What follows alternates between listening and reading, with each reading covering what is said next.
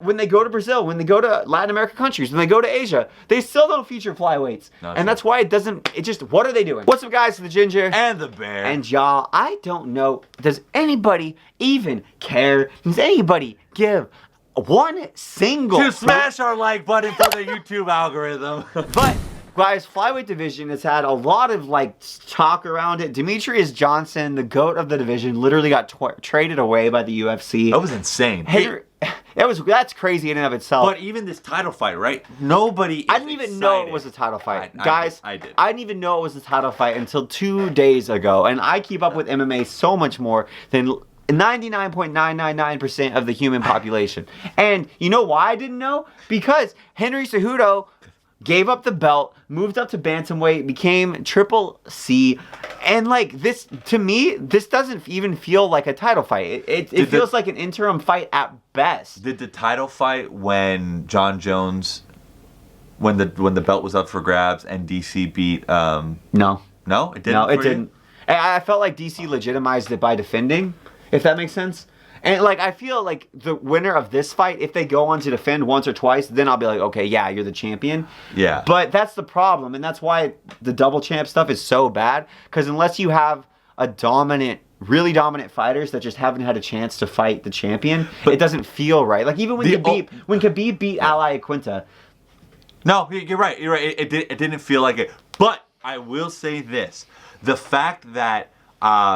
The only reason for me this doesn't feel like a title fight is that Mighty Mouse Johnson is in another fucking. That's what I'm saying. It's thing. DJ's in a different organization. Cejudo's in a different. But arguably the two best flyweights in the world aren't.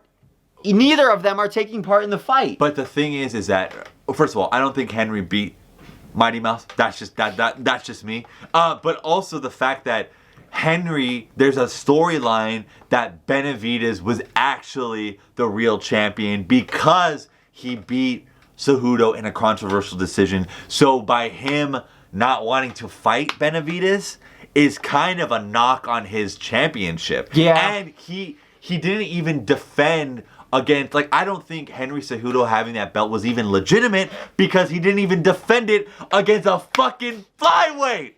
Yeah. So that was bullshit in itself. So I don't even think Henry is the best flyweight. The best flyweight is fucking Mighty Mouse. Well, at the same time, though, Benavidez has a win over Cejudo that I don't think he deserves either.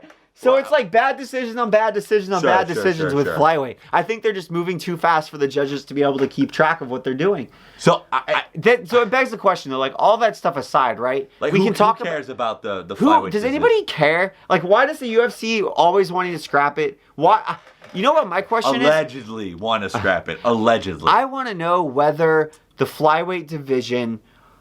Is it people don't care about it because they are small and they're flyweights? No. Or is it that the UFC's done a piss poor job of building the division? It's that one because people care about 135, 125 in boxing. And they care about 135 in MMA. 135 has Cody Garbrandt. It has the TJ Dillashaw, Cody Garbrandt, and Dominic Cruz, all that epic going on. Yeah, sure, it wasn't like John Jones DC or Ronda Rousey or Conor McGregor big. But it was one level beneath John Jones as far as the mainstream stuff went. People were really passionate about it. And that's why I think bantamweight, the bantamweights, it's not unusual to see them on the main card. Mm-hmm. With flyweight, it's you'll have guys who just had a title shot get thrown down to the early prelims. Yeah. You'll have guys getting a title shot who've never fought higher than the early prelims. And that's why I think there can't be that big of a difference between 125 and 135. Because guys move. Lineker, Cejudo, it's not like they suddenly became taller when they moved up to 135. Mighty Mouse just made the flyweight division look bad. I don't think it was just that, though, because even with Mighty Mouse, the guys Mighty Mouse was fighting, all of them except Benavidez, and even Benavidez sometimes got relegated to the prelims. The flyweights were consistently put in positions where they weren't getting much shine. So they weren't building contenders. They weren't building a division. Well, my thing is that the UFC cannot market the flyweight division effectively when there was a champ for so long, just that one person dominating guys after just dominating over and over and over again. I get what you're saying, and not too. even it was very much how 205 was. right? Like, and except 205 had the controversy. If flyweight had as much controversy with Mighty Mouse that John Jones had, then, you know. Yeah, Mighty Mouse himself wasn't a good draw, wasn't a good star. So then it doesn't help, like, when you're building at... I get what you're saying for sure, because 205 was weak, but I think the UFC did and does a good job of building 205 now. 205ers are always high on the cards. Absolutely. And that's partially, I think, because it's like... I do think it's the little man bias. I just don't know how much of that is coming from the audience versus the actual UFC. Because I think the UFC doesn't want to put flyweights on the main card because they're like, oh, they're flyweights. It's not going to go well. But I think I don't know, man, because they don't have that same bias against bantamweights, and they're not that much. It's they're really not much no, they're smaller. And we're starting to see power punching flyweights. Yes. And it's just... It is really frustrating because I think they're really fun to watch. Like, they're really scrappy. There's tons of movement. If the UFC wants to break out into Asia, they want to break out like Central and South America. In Central and South America. I mean, the smallest people will root for their fans or root for their boys, right? Like, I mean, like Pacquiao in the Philippines, right? There's tons of Mexican fighters that fight at 125 in boxing. There's a lot of Thai guys that I'm sure would love to bring Muay Thai into the UFC, which would be really bad. I mean, that's just me. But even Japanese guys, or Koreans, like those, or China. China's huge. Exactly, and those are the countries that statistically, not trying to say anything here. The average height is lower, right? You know, the average height is lower. It's just weird. I just don't understand what the point of keeping the division around is if the guys are constantly regulated to the prelims. It's one of the smallest divisions, too, which is the other problem. Mm-hmm. Like, it's harder to build people, and heavyweight still suffers from this. Mm-hmm. It's harder to build guys when you're a very small division that sort of needs to cycle constantly. Because then it's like, oh, well, you guys fighting guys that have fought guys. They've all fought each other. You don't really have these new up-and-coming storylines. Yeah. But that's why I don't understand. It seems like the UFC doesn't want to build the division. They don't want to market the division. So I don't get why they keep the division around. Because I have talked to some people, though, in real life who just are not interested in flyweights. They're just 100% not interested. But what is the argument? It's not... Well, that's the thing, though. It's like, it's not an argument. It's just like, they're like, oh, well, they're so tiny. Like, it looks like two stray cats fighting. Like, they're just scrambling so much, throwing so many techniques. And the idea that there's no danger there... I disagree. Of course. But if this is a viewpoint that is prevalent, and there's a lot of people who are just like, oh yeah, you know, like, I could totally beat up Mighty Mouse Johnson because he weighs 125 pounds and I weigh 300 pounds. And it's like, no, that's complete bullshit. Well, DJ doesn't even weigh 125 except for a second on fight night. But this is like a real thing people think. And they're idiots. I guess the point that I'm making is that if the UFC wants to branch out more heavily into Asia, I think the flyweight division is going to be way more important because those are the countries, besides Latin American countries, and I'm also Latin American, I just happen to be 6'2". You know, like, it's very, very...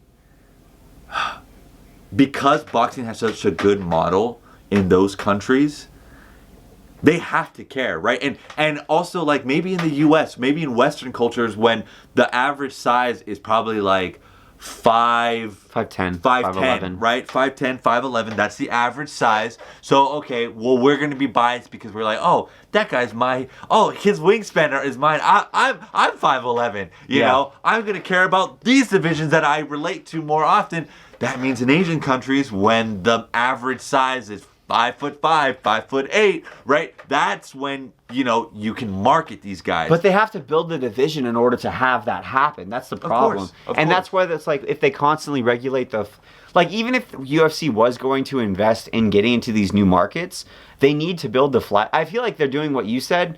Like, they're like, oh, we need flyweight in order to get into these markets. But then they don't actually It's like they just do it to have it. Instead of actually trying to build the division, instead of being like, oh, okay, well, you know what? Let's have some events in Asia. Let's have some events in Latin America. Sure. And let's prominently feature flyweights. Or they'll do Seoul and then they'll put Korean Zombie. Yeah.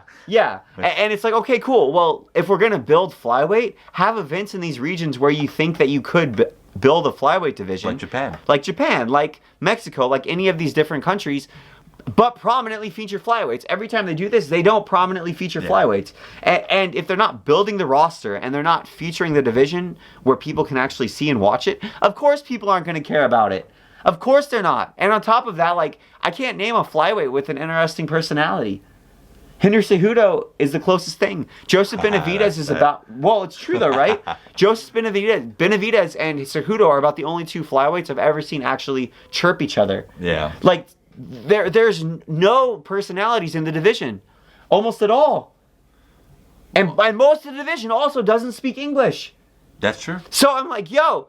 Make the... Why don't you make the flyweights, if you do care and want to get them in these markets, have them in these markets. Yeah. But they still don't. When they go to Brazil, when they go to Latin American countries, when they go to Asia, they still don't feature flyweights. No, and that's why it just, what are they doing? I don't understand. It makes no sense. But that, from all the huffing and puffing you're doing, it seems like you care about the flyweight. I know. Division. I do care about I care about the flyweight division. I just don't like when champs give up belts, because then it just doesn't feel like a real thing. The next fight after this one will feel real to me. All right.